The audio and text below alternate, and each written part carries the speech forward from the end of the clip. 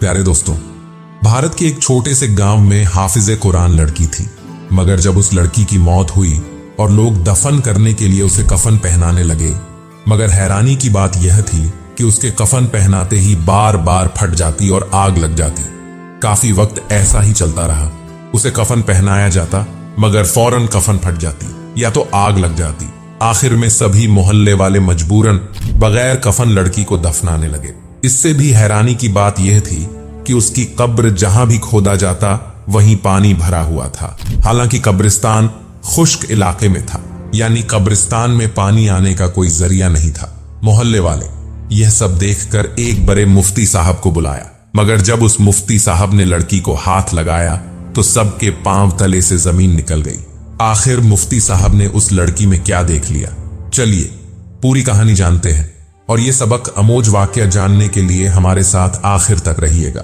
ये कहानी उस हाफिज़े कुरान लड़की की सहेली कुछ इस तरह बयान करती है कि हमारे मोहल्ले की यह सबसे ज्यादा नेक और पाक किरदार लड़की थी, जिसका नाम रूबीना था। वह लड़की इतनी ज्यादा नेक थी कि जब हमारे मोहल्ले में कोई भी औरत इस दुनिया से चली जाती तो वह लोग रूबीना को अपने पास बुलाते और कहते कि मैयत के कान में अजान दे दो, शायद उसकी अगली मंजिल आसान हो जाए। और लोग रूबीना से मगफिरत की दुआ करवाते थे। रूबीना मेरी बहुत अच्छी दोस्त भी थी और कजन भी, और हम लोग ऊपर नीचे के मकानों में रहते थे। लेकिन आज जब वह खुद इस दुनिया से चली गई तो उसके साथ क्या हो रहा था, यह देखकर दिल खून के आंसू रो रहा था। यह वाकया हमारे पूरे मोहल्ले का ऐसा वाकया था जो आज भी बच्चे बच्चे की जुबान पर रहता है। लेकिन जब इसकी हकीकत सामने आई तो सब मोहल्ले वालों के सर शर्म से झुक गए, और रूबीना आज भी हम सब के लिए एक सवाल बनकर रह गई। वह कहते हैं न कि दो बहनें हमेशा एक जैसी ही नहीं होती। रूबीना की एक बहन रूबी भी थी जो बिल्कुल भी उस जैसी नहीं थी।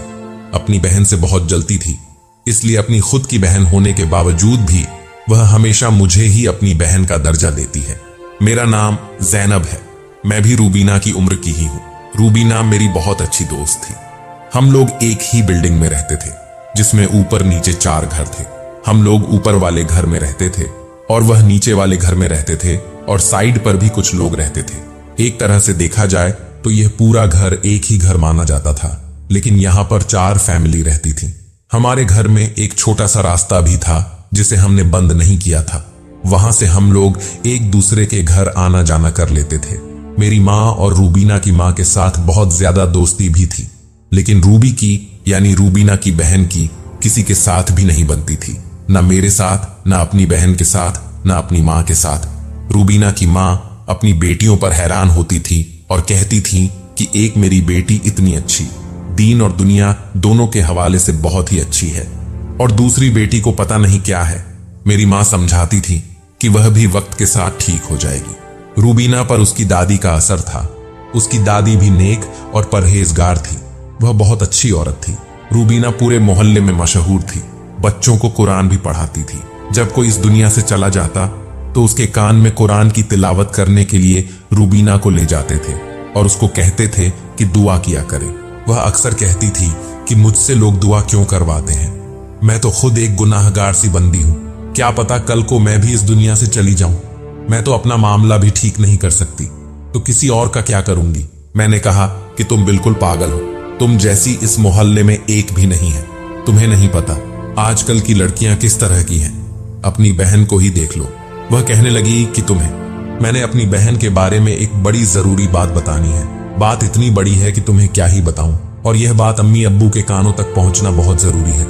मैंने उसे कहा कि तुम खुद क्यों नहीं बता देती, तो उसने कहा कि अगर मेरी बहन को पता चल गया कि मैंने उसकी शिकायत की है तो हम दोनों की जिंदगी में और भी ज्यादा नफरत और जहर घुल जाएगा। हम एक दूसरे के दुश्मन बन जाएंगे। पहले ही वह मुझे अपना दुश्मन समझती है, इसलिए मैं चाहती हूं कि तुम यह बात अम्मी अब्बू तक पहुंचा दो ताकि वह इसका कोई हल कर सके। या तो उसकी शादी करवा दे, फिर उससे पूछे कि वह इस तरह की हरकतें क्यों कर रही है। रूबीना बड़ी परेशान लग रही थी। मैंने कहा कि बताओ क्या बात है, तो उसकी बहन वहां पर आ गई और रूबीना ने मुझे इशारा किया कि बाद में बताऊंगी। मगर इसी दौरान मैं और मेरे घर वाले 2 दिन के लिए गांव जा रहे थे। मैंने कहा था जब मैं वापस आऊंगी तो फिर आराम से मुझे बता देना। लेकिन जब हम दूसरे दिन वापस आए और अभी रास्ते में ही थे, अपने घर की तरफ आ रहे थे, तो हमें बहुत ही शदीद किस्म का जलजला महसूस हुआ। हम लोग रास्ते में थे, इसलिए हमें इतना पता नहीं चला। बस वाले ने गाड़ी एक तरफ रोक दी और वह बहुत ही खुला सा रास्ता था, इसलिए अंदाजा नहीं हुआ कि जलजले की शिद्दत कितनी ज्यादा थी। लेकिन जब घर आए तो यह देखते कदमों तले से जमीन निकल गई कि जलजला बहुत तेज था और हमारा बिल्डिंग बहुत ही ज्यादा हिलने की वजह से कमरे की छत गिरी हुई थी, जिसकी वजह से उसके नीचे बना हुआ कमरा बिल्कुल टूट के गिर गया था, लेकिन बाकी घर सही सलामत खड़ा था। अब हमारे दिल में यही दुआ थी कि कुछ बुरा ना हो, लेकिन बुरा हो चुका था। इस कमरे में रूबीना रहती थी और वह इस दुनिया से जा चुकी थी। उसके माँ और बाप की हालत बहुत बुरी थी। उनकी जवान बेटी इस दुनिया में नहीं रही, और वह भी एक हादसे में, जिसके नतीजे में उसे इस दुनिया से जाना पड़ा। यह कोई छोटी बात नहीं थी। मेरे लिए तो ऐसा ही था कि जैसे मेरी अपनी बहन ही आज इस दुनिया में ना रही, और अजीब सी भगदड़ सी मच गई इसको। जल्दी जल्दी वहां से निकालकर अस्पताल ले गए थे। अस्पताल ले जाते हुए फिर भी इसमें कुछ सांसें बाकी थी, लेकिन अब यह बिल्कुल क्लियर हो गई थी कि वह इस दुनिया से जा चुकी थी। हम लोग बहुत ही ज्यादा हैरान भी थे और परेशान भी, और हमें पता था कि हादसा हुआ है और हादसे में तो कुछ भी हो सकता है, मगर रूबीना इस दुनिया से जा चुकी थी। उसके माँ बाप की हालत भी कुछ अजीब सी थी। उसकी माँ बेहोश हो गई और ऐसा लगा कि जैसे गहरी बेहोशी में चली गई। अब वह अस्पताल में पड़ी थी और उसका बाप बाकी मामलात संभाल रहा था। इन लोगों को एक घर में ले गए जो हमारे मोहल्ले का सबसे बड़ा घर था, और वह लोग भी रूबीना को बहुत पसंद करते थे। उनका एक बहुत बड़ा सहन भी था। सोचा कि वहीं पर आखिरी रस्में अदा हो जाएंगी, जैसे कि गुस्ल देना, मैयत को दफनाने के लिए तैयार करना, और फिर वहीं से जनाजा ले जाएंगे, क्योंकि इन लोगों का घर तो टूट चुका था। लेकिन अभी यहां पर क्या होने वाला था, यह हम सब सोच भी नहीं सकते थे। रूबीना के चेहरे को ढांपना उसकी एक वजह बताई जा रही थी। कहा जा रहा था कि रूबीना ने खुद कही थी कि मेरी मैयत को कोई भी ना देखे। वह आखिरी वक्त में भी पर्दे में रहना चाहती थी। वह हमेशा पर्दा करती थी। वैसे तो उसका कोई भाई नहीं था, इसलिए घर में तो नॉर्मल तरीके से ही रहती थी, लेकिन बाहर निकलती तो पर्दे के सारे वसूल पूरे करती थी। बुर्खा भी पहनती, जुराबे और दस्ताने भी, चाहे जितनी भी गर्मी हो तब भी यह पर्दे में ही रहती, क्योंकि उसका आना जाना लगा ही रहता था। एक तो इस कम उम्र जवान लड़की जो एक हादसे के नतीजे में इस दुनिया से चली गई, और दूसरी इतनी मशहूर पूरे मोहल्ले की सबसे नेक और प्यारी लड़की, इसलिए हर कोई उसके जनाजे में शामिल भी होना चाहता था, और सब औरतें मैयत पर आना चाहती थीं। उनका घर आहिस्ता आहिस्ता लोगों से भरने लगा। रिश्तेदारों को कोई फोन कर रहा था या नहीं हमें नहीं पता, लेकिन बहुत से लोग आ रहे थे। मैं भी लोगों की खातिर में लगी थी। कोई दूर से आता, उसको पानी पिलाती, लेकिन अब मैयत को गुस्ल देने का वक्त हो गया था। मैयत को गुस्ल देने के लिए रूबीना की एक खाला आगे बढ़ी। उन्होंने कहा कि बाकी कोई भी नहीं आएगा। यह भी रूबीना की आखिरी वसीयत थी। मैं तो इस बात पर हैरान हो रही थी कि जो शख्स एक हादसे की सूरत में इस दुनिया से गया है, वह भी इतनी कम उम्र में इसको वसीयत करने की मोहलत कब मिली कि उसने जाते जाते ऐसी वसीयत की कि यह ना किया जाए वो ना किया जाए। खैर, मैं तो ये सोच रही थी कि मैं इससे आखिरी दफा ठीक से मिल भी ना पाई। मैंने तो उसे 2-3 दिन पहले देखा था। मैं अपने रिश्तेदारों के घर गई हुई थी और वापस आई तो ये सब कुछ हो चुका था। मैं उसकी दोस्त थी और बहन जैसी भी थी, और मुझे आगे बढ़ना चाहिए था, लेकिन रूबी भी कहीं दिखाई नहीं दे रही थी। सबने पूछा रूबी कहाँ है, तो उसकी खाला ने कहा कि उसकी माँ बेहोश हो गई है, तो इसलिए रूबी अस्पताल में है, क्योंकि उन्होंने कहा है कि अस्पताल में भी तो किसी का होना जरूरी है। यह बात भी ठीक थी। उसकी माँ को अस्पताल में अकेला तो नहीं छोड़ सकते थे। पता नहीं उनकी हालत कैसी थी। मैयत चारपाई पर पड़ी थी। जब कफन पहनाने लगे तो उसकी खाला ने चीखें मारना शुरू कर दी और कुछ औरतों को अंदर बुला लिया। मैं भी अंदर चली गई। उसने कहा कि यह देखो क्या हो रहा है। हमने जब सामने का मंजर देखा तो हम हैरान रह गए। कफन तो फटा हुआ था। हमने कहा कि आजकल के लोगों का कोई दीन ईमान नहीं है, फटा हुआ कफन दे दिया, क्योंकि अब कफन भी कौन से सस्ते रह गए हैं। इसने कहा कि नहीं, कफन फटा हुआ नहीं था, अभी अभी फट गया है उसकी। खाला ऐसी बात बिला वजह तो नहीं कर सकती थी। आखिर खाला भी माँ की तरह ही होती है। वह बहुत परेशान भी थी, रो भी रही थी। उसने कहा कि कफन पहनाने लगे हैं तो कफन फट गया है। बात हमें कुछ अजीब लगी। हमने कहा कि नहीं, वह पहले से ही फटा होगा, या फिर तुमने ठीक से पकड़ा नहीं होगा, या कपड़ा कमजोर होगा। लेकिन कपड़ा ठीक लग रहा था। कफन का कपड़ा काफी भारी और मोटा होता है। खैर, दूसरा कफन मंगवा लिया गया और हम लोग बाहर आ गए। लेकिन थोड़ी देर के बाद फिर से उसके चिल्लाने की आवाज आई। वह फिर से चीखने लगी। हमने कहा कि अब क्या हो गया है, लेकिन इससे पहले कि वो कुछ बताती, हम लोगों को पहले ही सामने का मंजर दिखाई दे दिया था। कफन को आग लग चुकी थी। कफन एक साइड से जल चुका था और ऐसा जल गया था कि अब उसको पहनाया नहीं जा सकता था। उसने कहा कि मैं कफन पहना रही थी मगर कफन जल गया। अब उसकी खाला की हालत बहुत बुरी थी। उसको सांस चढ़ी हुई थी। ऐसा लगता था उसका ब्लड प्रेशर लो हो गया या फिर हाई हो गया हो। वह बहुत डरी हुई नजर आ रही थी, लेकिन चूंकि वह वहां पर अकेली थी इसलिए हो सकता है कि उससे कोई गलती हुई हो। लेकिन आसपास कहीं कोई माचिस भी नहीं पड़ी थी। दरअसल यह बात इस तरह से भी अजीब थी कि इतनी नेक लड़की के साथ ऐसा कैसे हो सकता था कि पहले उसका कफन फट जाए और फिर उसका कफन जल जाए। यह तो बड़ी अजीब सी बात थी, क्योंकि रूबीना तो पूरे मोहल्ले में अपने नेक किरदार और नेक सीरत की वजह से मशहूर थी। फिर ऐसा कैसे हो सकता था? उस खाला की तबीयत भी खराब हो गई। इतनी खराब हो गई कि उसने कहा कि मुझसे अब यह सब कुछ नहीं होगा। आखिर में मेरी माँ आगे बढ़ी और रूबीना की एक चाची भी हमारे साथ लगी। उसने कहा कि मैं भी मदद करती हूँ।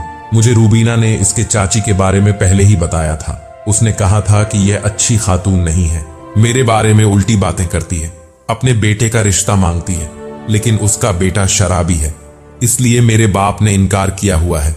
मगर फिलहाल उसकी चाची वह तो बहुत ही परेशान लग रही थी। खैर, हमने फिर से कफन मंगवाया क्योंकि बहुत देर हो रही थी। वक्त गुजरता जा रहा था। बार बार कफन मंगवा रहे थे। मैयत को कफन पहनाने में कितना वक्त लगता है, लेकिन यहां पर तो वक्त गुजरता ही चला जा रहा था। फिर से कफन मंगवाया गया और इस दफा मैंने जो मंजर देखा, मैं हैरान रह गई। मैंने अपनी आंखों से देखा कि कफन फिर से फट गया। एक तरफ से मैंने कपड़ा हटाया तो वह बिल्कुल ठीक था। जब उसे दूसरी तरफ से हाथ में पकड़ा तो मैं हैरान रह गई। वह बुरी तरीके से फटा हुआ था। अभी भी हमारे साथ उसकी चाची खड़ी थी। हो सकता था यह सब कुछ उसकी चाची ने किया हो, उसे मरने के बाद बदनाम करना चाहती हो, लेकिन बार बार यही सब कुछ हो रहा था। हम लोगों ने सूरतें पढ़नी शुरू कर दी, अल्लाह का नाम लेना शुरू कर दिया कि अगर कोई अजाब है तो वह खत्म हो जाए। पर ऐसा भी नहीं हो रहा था। मामला अब समझ से बाहर जा रहा था। कोई ना कोई अजीब बात जरूर थी। रूबीना के साथ ऐसा क्यों हो रहा था? पहले उसकी नादानी, फिर उसकी मौत, और अब यह तरह तरह के तमाशे। मगर इस तरह के मामले बहुत ही कम सुनने और देखने में आते हैं। कोई कितना भी गुनाहगार क्यों ना हो, उसके साथ इस तरह के मामलात तो नहीं होते हैं। ये तो दफन के बाद के मामलात होते हैं। दफनाने के बाद में पता चलता है कि उनके साथ क्या होना है और क्या नहीं। इस तरह की बातें तो कम ही सुनने को मिलती हैं कि मैयत के साथ पहले से ही यह सब कुछ होना शुरू हो जाए। जब मैं बहुत छोटी थी तो मुझे मेरी दादी ने एक बात बताई थी। उसने कहा था कि बेटा, जब कोई इस दुनिया से चला जाता है ना, तो उसको पता नहीं चलता कि वह मर चुका है। वह वहीं पर फिर रहा होता है। अपने सारे रिश्तेदारों को, अपनों को रोते हुए, बिलखते हुए, परेशान होते हुए सबको देखता है। परेशान होते हुए देखकर वह परेशान हो रहा होता है। वह बार बार उनके पास आता है और कहता है, क्यों रो रहे हो, क्यों रो रहे हो, क्या हो गया है, मेरी तरफ देखते क्यों नहीं, मेरी आवाज क्यों नहीं सुनते। वह उनको पकड़ने की कोशिश करता है पर उन्हें पकड़ नहीं पाता। यह सब कुछ मुर्दे पर बहुत ज्यादा सख्त होता है, इसलिए कहते हैं कि जल्दी जल्दी दफना देना चाहिए। और जैसे ही हम लोग मैयत को दफना देते हैं और मिट्टी डाल के चले जाते हैं, तब उसको पता चल जाता है कि वह इस दुनिया से चला गया है। अगर ऐसा था तो उस वक्त रूबीना भी यहीं कहीं आसपास थी, यानी कि उसकी रूह भी यह सब कुछ देख रही थी। काश कि वह बोलकर यह सब जवाब दे सकती कि ऐसा क्यों हो रहा था, क्योंकि अब सब लोग इस नतीजे पर पहुंच गए थे कि रूबीना कोई नेक लड़की नहीं थी। कुछ ना कुछ जरूर ऐसा करती थी जिसकी वजह से अब उसके साथ यह सब कुछ हो रहा था, और वह सबके लिए इबरत का निशान बनती जा रही थी। पहले बार बार कफन का फट जाना, कफन में आग लगना, यह सब कुछ कोई छोटी मामूली बात नहीं थी। आखिरी दफा कफन मंगवाया गया। हम लोग छोटे से गांव में रहते थे। दुकान वाले ने कहा कि यह आखिरी कफन है, अच्छे कपड़े का है, मुझे पैसे नहीं चाहिए, क्योंकि आप लोग 3-4 दफा आ चुके हैं। उस तक भी खबर पहुंच चुकी थी। लेकिन जब आखिरी कफन पहनाने लगे तो कफन इस दफा सही तरीके से पहना दिया गया था। मैंने भी शुक्र अदा किया कि चलो मामला हल हुआ। यह जो कुछ भी था यह हम सब की समझ से बाहर था, लेकिन यह बाद की बातें थी। लेकिन जैसे ही मेरी मां ने मुझे कहा कि जरा बाहर आवाज दे कि मैयत तैयार है और जनाजे के लिए ले जाया जाए, मगर जैसे ही हमने पलट कर देखा तो कफन फिर फट चुका था, और इतना फट चुका था कि इस तरह से मैयत को बाहर नहीं भेज सकते थे। अब तो मेरी मां भी डरने लगी और उसने मुझे कहा कि चल बेटी, यहां से चलते हैं। यहां पर तो कोई बहुत बड़ा अजाब आ रहा है, कहीं हम पर भी असर पड़ जाए। मैंने कहा कि रुबीना मेरी बहन जैसी थी, मैं नहीं जाऊंगी। और मैंने अम्मी से गुस्से से कहा, और कहां जाएंगे हम, हमारा घर भी तो टूटा पड़ा है, मैं इसको ऐसे हाल में छोड़कर नहीं जाऊंगी। मेरी मां के चेहरे हैरानगी और परेशानी थी। वह गुस्सा होने लगी। उसने कहा कि चल यहां से, नहीं तो तेरे पर भी कोई मुसीबत आ जाएगी। तू देख नहीं रही तेरी आंखों के सामने क्या हो रहा है? भला ऐसा कभी हुआ है क्या? मेरी मां का डर भी जायज था, लेकिन मुझे डर से ज्यादा सवाल तंग कर रहे थे कि यह सब कुछ कैसे हो रहा था। मुझे पहले लगा कि शायद उसकी खाला ने जानबूझकर ऐसा किया, झूठ बोला, फिर उसकी चाची ने यह सब कुछ किया। लेकिन अब तो मैं खुद यहां पर खड़ी थी और मुझे ऐसा करने की कोई जरूरत भी नहीं थी। मैं क्यों एक ऐसी लड़की को बदनाम करना चाहूं जो पहले ही इस दुनिया से जा चुकी हो? हो सकता है कि बाकी लोगों की उसके साथ कोई दुश्मनी होती, वह रिश्ता मांगते होते, उन लोगों ने रिश्ता ना दिया होता तो वह उसे बदनाम करने के लिए यह सब कुछ कर रहे होते। लेकिन मेरी रूबीना तो एक दोस्त और बहन थी, मुझे तो उसके साथ कोई गलत मतलब भी नहीं था। फिर यह सब कुछ कैसे हो रहा था? रात हो गई तो फैसला किया गया कि बिना कफन के ही मैयत को दफना दिया जाए, क्योंकि बहुत वक्त गुजर चुका है। जब मैयत को हटाने लगे तो एक और मामला सामने आया कि मैयत बहुत वक्त तक चारपाई पर पड़े रहने की वजह से चारपाई के साथ चिपक गई थी, और इस तरह से चिपक गई थी कि मामला बहुत ज्यादा खराब हो गया था। यहां पर सब कुछ बुरे से बुरा क्यों होता जा रहा था? अब तो मेरे दिल में भी सवाल आने लगे। मैंने कहा कि रूबीना, तुम तो ऐसी नहीं थी, फिर तुम्हारे साथ ये सब कुछ क्या हो रहा है? सब लोग यही कह रहे थे कि लगता है कि यह लड़की जानबूझकर कुछ करती थी। कुछ लोग कह रहे थे कि यह लोगों से पैसे लेती थी, लोगों के घर जाने के पैसे लिया करती थी, इसलिए इसके साथ ये सब हो रहा है। तो कुछ लोग कहते थे कि बड़ी खूबसूरत थी, हो सकता है बुर्खा सबके सामने पहनती हो, बाद में पता नहीं क्या कुछ करती हो, उसने कोई आशिक यार बना रखे हो जिनकी वजह से यह सब कुछ हो रहा है। बड़ी वाली मस्जिद के इमाम और मुफ्ती साहब को बुलाकर लाने की बात हुई कि वहीं आकर बताएंगे कि मामला क्या है और वहीं दावा करेंगे, शायद मामला हल हो जाए। कहते हैं कि अगर ऐसा किसी के साथ हो रहा हो तो कोई अल्लाह का नेक बंदा अगर दिल से दुआ कर दे तो वक्ती तौर पर वह अजाब खत्म हो जाता है। बस इतना हो जाता कि किसी तरह मैयत को दफना दी जाता, ताकि रूबीना का मामला अल्लाह के सुपुर्द हो जाता। फिर उसके बाद जो कुछ भी होना था वह उसका और अल्लाह का मामला था। एक और मसला भी सामने आया था कि जो कब्र तैयार करवाई गई थी वह तो कब्र तैयार थी, लेकिन इतनी ज्यादा गर्मी के मौसम में अचानक से कब्र में पानी भरना शुरू हो गई और कब्र पानी से भर गई। फिर कब्र से बड़ी मुश्किल से पानी निकाला गया। यह दिन हम सब गांव वालों के लिए एक अजीब सा दिन था। हम लोग हैरान थे, परेशान थे। जो कुछ भी हो रहा था हमारी समझ से बाहर था। मुफ्ती साहब का नाम अब्दुल रहीम था। वह बहुत ही ज्यादा पहुंचे हुए बुजुर्ग थे। उनको बगल वाले गांव से बुला लिया गया। वह भी रूबीना के बारे में जानते थे, उसे वह अच्छी तरह जानते थे। उन्होंने ही रूबीना को कुरान पाक पढ़ाया था। मुफ्ती साहब ने कहा, मुझे तो कब से खबरें पहुंच रही थीं कि बार बार यह हो रहा है, लेकिन मैं किसी ऐसे मामले में बोलना नहीं चाहता था और आप लोगों ने मुझे बुला लिया है, तो मैं देखता हूं कि मैं क्या कर सकता हूं। मैयत को सही तरीके से ढक दिया गया और उनको बुलाया गया कि वह दुआ करें। उन्होंने दुआ ही करनी थी, वह दुआ ही कर सकते थे। उन्होंने सबसे कहा कि आप लोग भी कुछ न कुछ पढ़ें और उसका सवाब रूबीना की रूह को भेजें, ताकि अगर उस पर कोई अजाब आ रहा है तो वह खत्म हो जाए।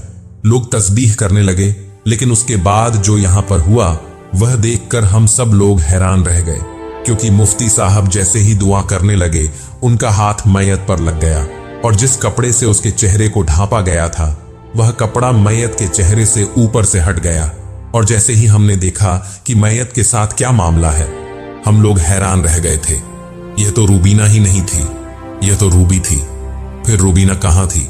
सब हैरान रह गए। जब से वह मामला हुआ था, जब से जलजला आया था, रूबी को किसी ने नहीं देखा था। सबने कहा था कि वह अपनी मां के पास है।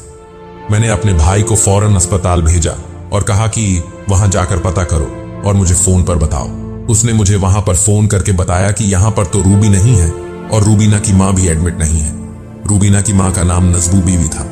उन्होंने कहा कि नजबू नाम की कोई भी औरत यहां पर एडमिट नहीं है। ये क्या तमाशा था? यह क्या खेल था? ये लोग कौन सा खेल खेल रहे थे उसका? मतलब कि ये रूबीना नहीं, ये रूबी थी और ये सारे अजाब रूबी पर आ रहे थे। फिर मुझे रूबीना की वह बात याद आई जब उसने कहा था कि रूबी कुछ बहुत बुरा कर रही है और यह बात अम्मी अब्बू को बताना बहुत जरूरी है, नहीं तो कुछ बुरा हो जाएगा। मेरे दिल में एक उम्मीद जागी थी कि अगर यह रूबीना नहीं थी तो मतलब कि रूबीना जिंदा थी। उसके वालिद को बिठा लिया गया है और सारे मोहल्ले वालों ने सवाल किया कि ये तुम क्या कर रहे हो? तुम्हारी एक बेटी फौत हुई है तो उसको उसके नाम से दफनाने का इंतजाम क्यों नहीं कर रहे? दूसरी का नाम क्यों लगा रहे हो?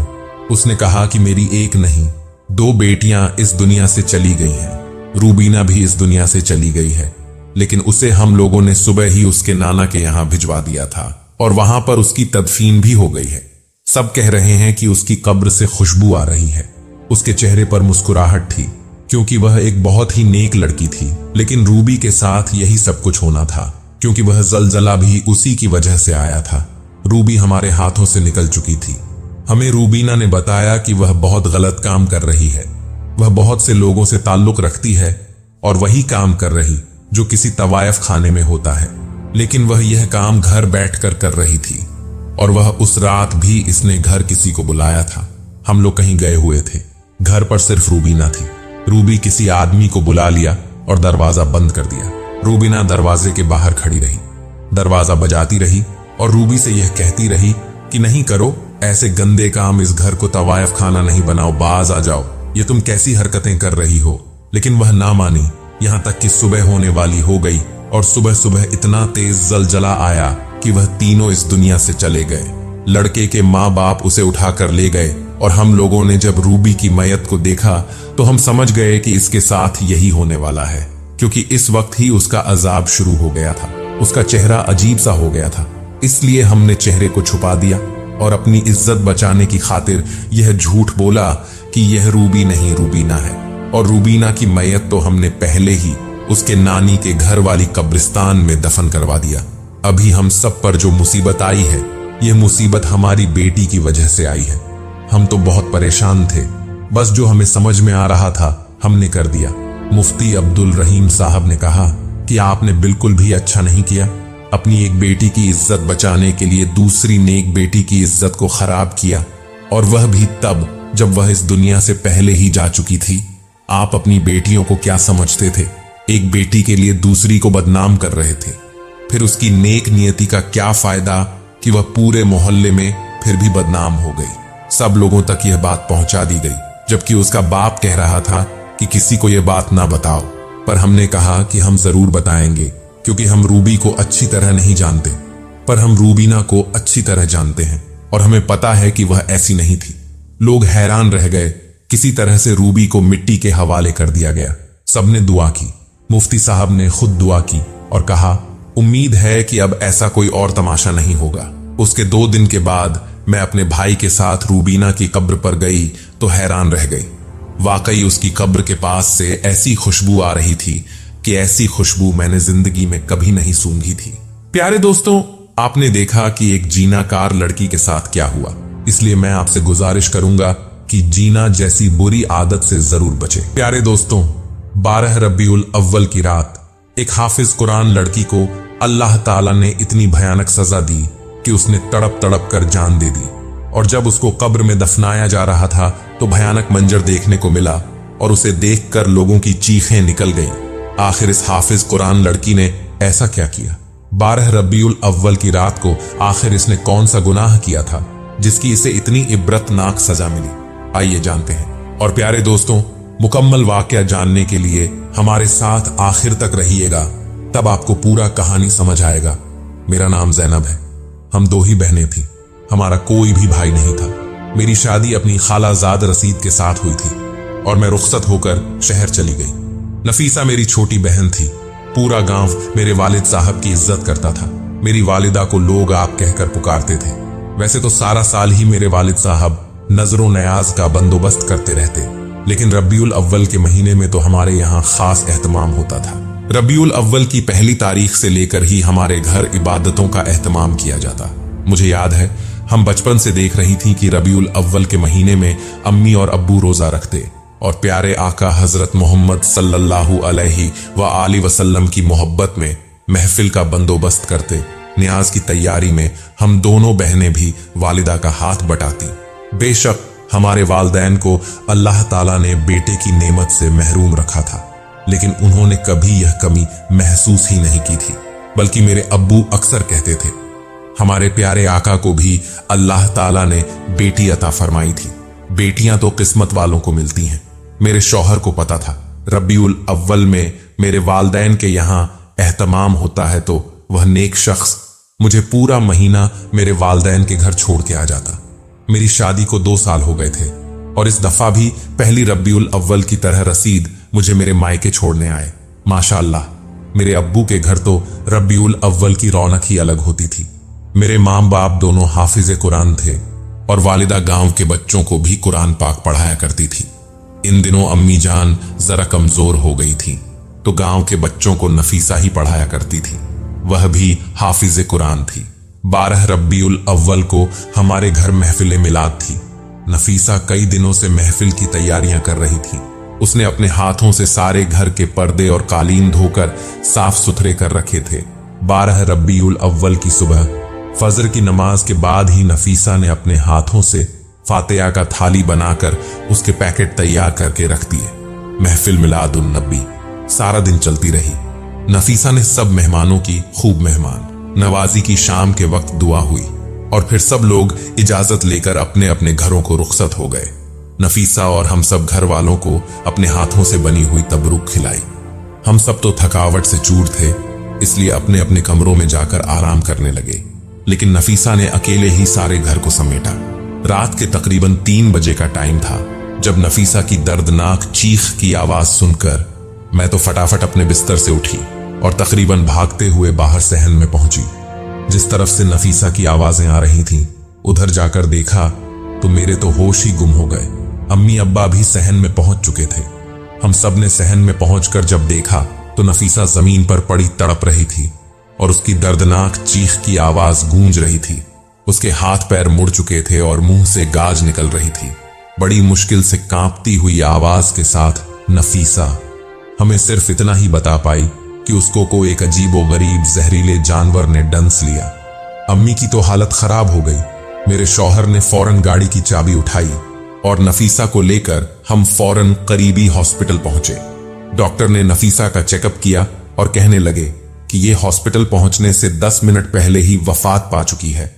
हम सब लोगों का तो बुरा हाल हो गया। कुछ समझ नहीं आ रहा था कि हुआ तो हुआ क्या। गांव का गोरखन जो कब्र खोदने वाले को कहते हैं, अब्दुल हमीद फजर की नमाज अदा करने के बाद सुबह सवेरे कब्रिस्तान की तरफ रवाना हो गया। हमारे गांव में जब भी किसी का इंतकाल होता तो उसकी कब्र अब्दुल हमीद ही खोदा करता था। हर बार की तरह अब्दुल हमीद को खबर मिल चुकी थी कि रफीक साहब की नौजवान बेटी वफात पा चुकी है।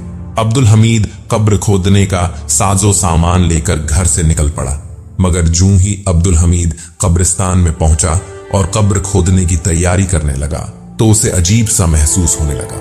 अब्दुल हमीद को ऐसा लग रहा था जैसे कुछ अनहोनी होने वाली है। उसे अपने वजूद में अजीब और गरीब सनसनी महसूस हो रही थी। यूं लग रहा था गोया उसके जिस्म में ताकत ही ना हो। अब्दुल हमीद के अपने बच्चे भी नफीसा के पास कुरान की तालीम हासिल करते थे।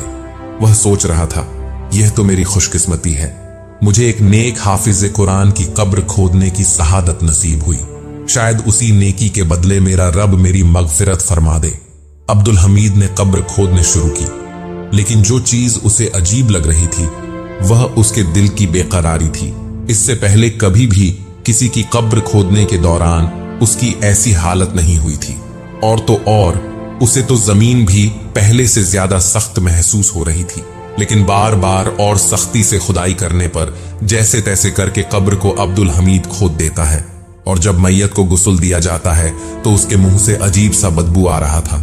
सबने सोचा शायद वह जानवर की काटने से बदबू आ रही है, इसलिए जल्दी जल्दी गांव की कुछ औरतें ने मैयत को गुसूल दिया और गांव के सब लोगों के जुबान पर थी कि बाप भी हाफिजे कुरान, मां भी और ये भी थी। बड़ा नेक लड़की थी, बच्चे को कुरान मजीद की तालीम भी दिया करती थी।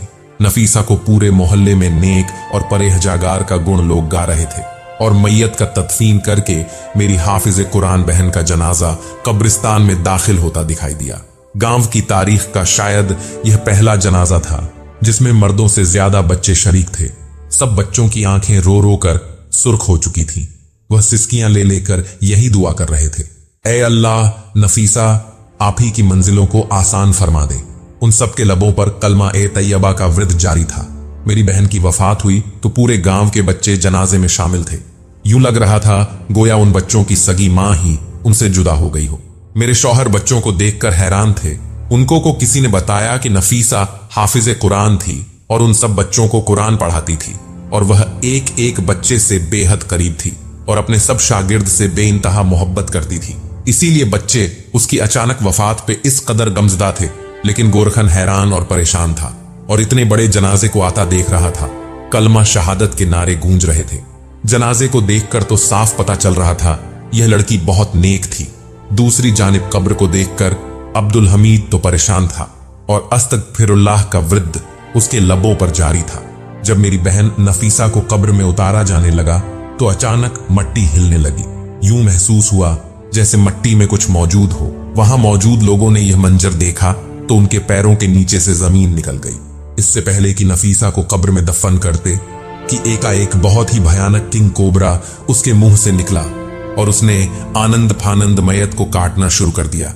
अगले ही पल वहां मौजूद लोगों ने मैयत को कब्र से दूर खींच लिया। बिच्छू और सांप उस कब्र में ही घूमने लगा और बेशुमार बिच्छू नमूदार होने लगे। वह मंजर देखकर वहां खड़े लोगों की तो चीखें निकल गईं। यह बात अब तक पूरे गांव में फैल चुकी थी। लोग तरह तरह की बातें करने लगे। जितने मुंह उतनी बातें। कोई कहता, देखो तो कब्र से बिच्छू निकल आया, लेकिन यह तो हाफिजे कुरान थी, इसकी कब्र से बिच्छू कैसे निकल सकता है। ये लड़की तो कई बच्चों को कुरान पाक पढ़ाती थी, दीनी दरस दिया करती थी। इससे जरूर कोई गुनाह हुआ है जो इसकी कब्र से इतना भयानक सांप निकला है। लोग तरह तरह की बातें करने लगे। जनाजे में शामिल लोग कब्र से दूर हटकर खड़े हो गए। कोई भी कब्र के करीब जाने को तैयार नहीं था और ना ही कोई उस मैयत को उठाकर कब्र में दफनाने की हिम्मत कर रहा था। मेरे वालिद साहब ने अब्दुल हमीद से कहा, तुम एक नई कब्र तैयार करो। अब्दुल हमीद ने दूसरी कब्र को खोदना शुरू कर दिया, लेकिन दूसरी कब्र में भी वही भयानक मंजर देखने को मिला। बल्कि दूसरी कब्र में तो बेशुमार सांप और बिच्छू निकल रहे थे। गोया वह पहले से ही मैयत के इंतजार में थे। मेरे शौहर भी वहीं मौजूद थे। वह गांव के चंद मजमा लोगों को साथ लेकर हमारे इलाके के एक मशहूर इमाम साहब की खिदमत में हाजिर हुए। वह अल्लाह के बहुत ही नेक और परहेजगार बुजुर्ग थे। उनका इज्जत एहतराम करते थे। गांव वालों के साथ कोई भी हादसा होता, कोई भी किसी किस्म की परेशानी पेश आती तो तमाम गांव वाले उन्हीं से मशवरा तलब करते। इमाम साहब गांव वालों को परेशान देखकर बोले, क्या बात है। गांव वालों ने सारा माजरा इमाम साहब को बता दिया। इमाम साहब की आंखें यह सुनकर फटी की फटी रह गई। इमाम साहब कहने लगे, मुझे भी कब्रिस्तान ले चलो, मैं वह सारा मंजर अपनी आंखों से देखना चाहता हूं। जैसे ही इमाम साहब कब्रिस्तान में पहुंचे तो वहां लोगों की काफी भीड़ इकट्ठी हो चुकी थी। लोगों ने इमाम साहब को देखा तो जल्दी से रास्ता खाली करने लगे। इमाम साहब कब्रिस्तान में बजाते खुद तशरीफ ले गए। इमाम साहब ने एक नजर मेरी बहन नफीसा की मैयत पर डाली और फिर कब्र की जानिब देखने लगे। इमाम साहब को जनाजे में शरीक बच्चे दिखाई दे रहे थे। वह सब लोग अब दूर जाकर खड़े थे। कोई भी मैयत के करीब नहीं जा रहा था। इतने में एक शख्स इमाम साहब के पास आया और कहने लगा कि इस लड़की की पहली कब्र में दफनाने ही इसके मुंह से सांप निकल आया। दूसरी जानिब कब्र खोदनी पड़ी है जिसमें सांप और बिच्छू निकल रहे हैं, जिसे देखकर सब लोग डर गए। इसके बाद उस लड़की की कब्र को एक दूसरी जगह पर खोदा गया तो वही माजरा वहां भी देखने को मिला। इमाम साहब अपनी आंखें बंद किए पीछे हट चुके थे। इस वक्त भी उस कब्र में अजीबोगरीब जानवर मौजूद था और दीवारों से मट्टी हिलती हुई महसूस हो रही थी, गोया जैसे बेशुमार बिच्छू रेंग रहे हों। इमाम साहब की आंखों में आंसू आ गए। वह बुलंद आवाज में अल्लाह का जिक्र फिक्र करने लगे। वहां पर मौजूद लोगों ने मेरी बहन के बारे में अपनी अपनी समझ के मुताबिक इमाम साहब को मालूमात देना शुरू कर दी। 2 घंटे गुजर चुके थे। मैयत यूं ही कब्रिस्तान में पड़ी थी। इमाम साहब ने हुक्म दिया, इस लड़की की मैयत को इसके घर ले जाया जाए। लोग सरगोशियां कर रहे थे कि आखिर यह क्या मामला है। अब तो लोगों ने तरह तरह की बुरी बुरी बातें शुरू कर दी। मेरे अब्बू की तो हालत खराब हो गई थी। मां का भी रो रो कर बुरा हाल था। खैर, मेरी बहन की मैयत को घर के आंगन में रख दिया गया। घर के बाहर लगभग गांव के सभी लोग जमा हो चुके थे। वहां मौजूद हर शख्स मेरी बहन के बारे में अलग ही कहानी सुना रहा था। कोई कहने लगा, अरे हम तो इसे बड़ा ही नेक समझते थे।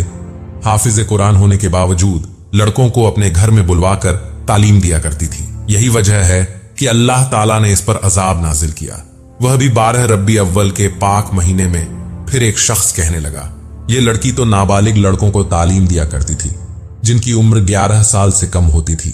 इसी लम्हे इमाम साहब भी वहां आए तो एकदम खामोशी छा गई। मजमे में खड़े एक शख्स ने इमाम साहब से पूछा, अब इस लड़की की मैयत कब्र में दफनाई भी जाएगी या नहीं? जो कुछ इसके साथ हो रहा है, ऐसा लगता है कि यह बहुत ही ज्यादा गुनाहगार थी। तभी तो जमीन ने भी इसे कबूल करने से इनकार कर दिया।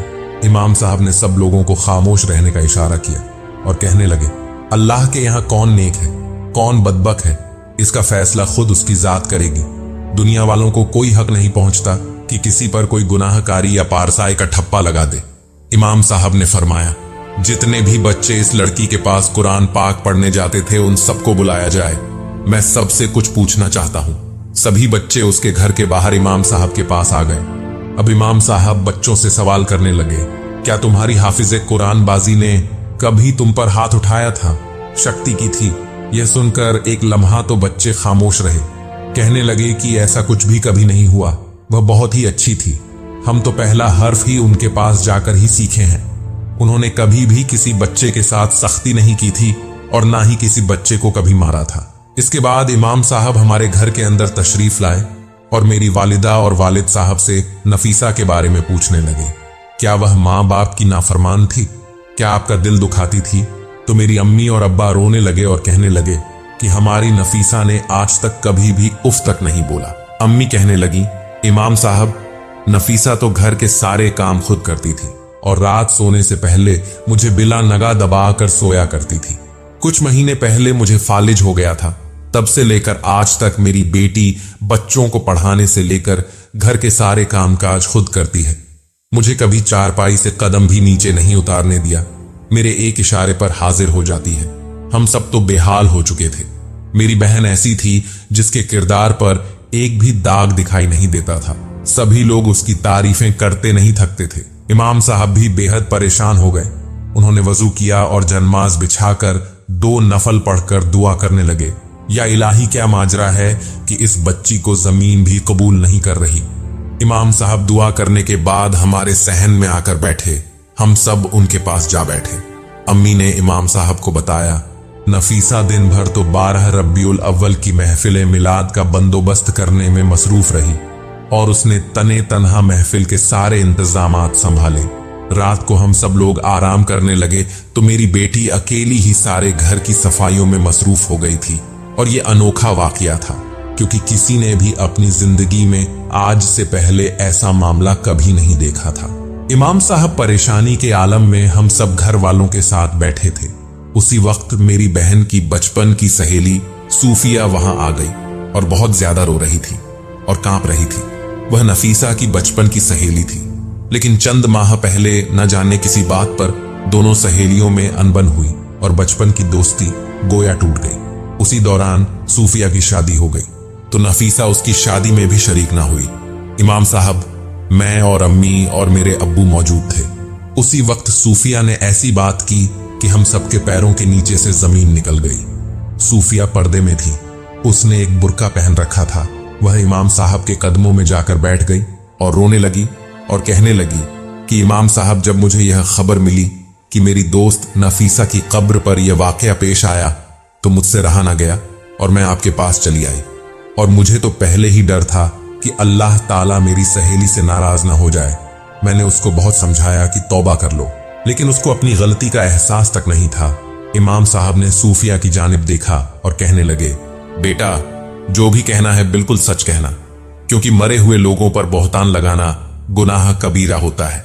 तभी सूफिया ने अपने पर्स में से एक मोबाइल फोन निकाला और फोन को ऑन करके कुछ मैसेज और तस्वीरें दिखाने लगी, जिन्हें देखकर हम सबकी रूह कांप गई और हमें अपनी आंखों पर यकीन नहीं आ रहा था। सूफिया कहने लगी, मुझे पता था आप लोग मेरी बातों का यकीन नहीं करेंगे, इसीलिए सबूत साथ लाई हूं। क्योंकि नफीसा के पास अपना मोबाइल फोन नहीं था, तो वह अपने बॉयफ्रेंड से बात करने के लिए मेरा ही फोन इस्तेमाल करती थी। इसी दौरान नफीसा से मेरी बातचीत खत्म हो गई और मेरी शादी हो गई, तो उसी फोन का मुझे ख्याल ही ना रहा और मोबाइल यूं ही मेरी अलमारी में पड़ा रहा। सूफिया कहने लगी, जब भी गांव में कहीं महफिल मिलाद होती तो वह अपने घर से तो मेरे साथ ही जाती, लेकिन मुझे महफिल में बिठाकर खुद उस लड़के के साथ तन्हाई में मुलाकात करने चली जाती। यह तकरीबन 5 माह पहले की बात है, जब आप लोगों के घर में महफिल थी और जिस वक्त सब घर वाले महफिल में मसरूफ थे, तो नफीसा ने चुपके से उस लड़के को अपने घर बुलाया और छत पर मौजूद एक कमरे में छुपा दिया।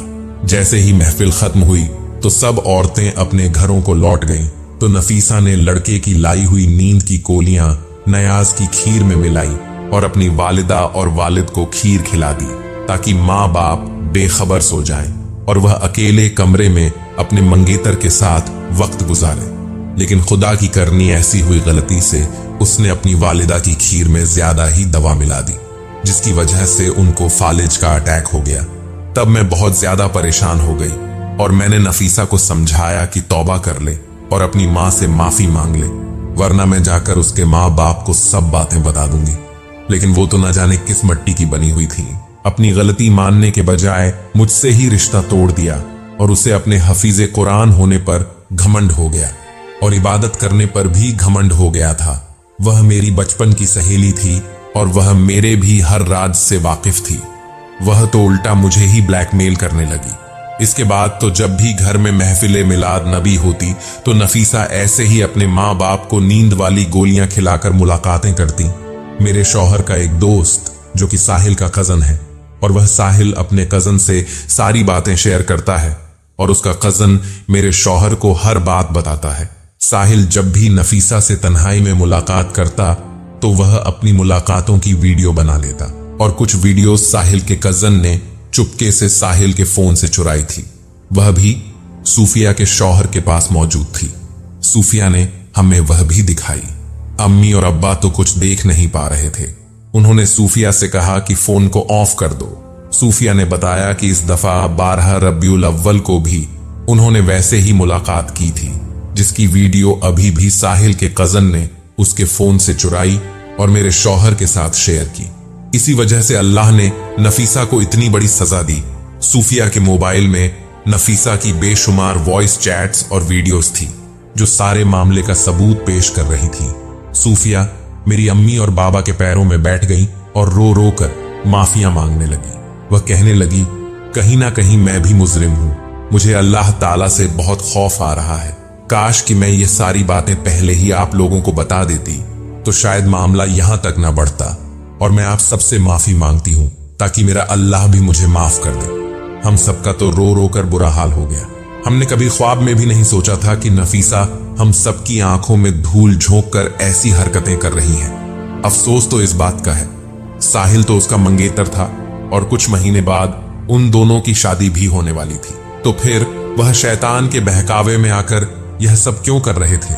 इमाम साहब तो चुपचाप वहां से उठकर पहले ही जा चुके थे। वह सीधा मस्जिद में तशरीफ ले गए और उस वक्त तक रात काफी हो चुकी थी। गहरी काली रात। इमाम साहब ने मैयत को उठाने का इशारा किया और कब्रिस्तान में तशरीफ ले गए। गोरखन अंधेरे में एक नई कब्र खोदी और किसी को भी कब्र पर रोशनी डालकर देखने की इजाजत नहीं थी। मट्टी में होने वाली सरसराहट की आवाज फजा में गूंज रही थी और नफीसा को मट्टी के हवाले कर दिया गया। प्यारे दोस्तों, मेरा अब आप लोगों से गुजारिश है कि खुदारा अपनी जिंदगियों में कभी कोई ऐसा काम ना करें कि अल्लाह ताला इस दुनिया में ही आपकी बुराई का राज फाश कर दे। और बतौर इंसान अगर आपसे कभी कोई गुनाह हो भी जाए तो अपने रब से फौरन माफी मांगकर तौबा कर लें।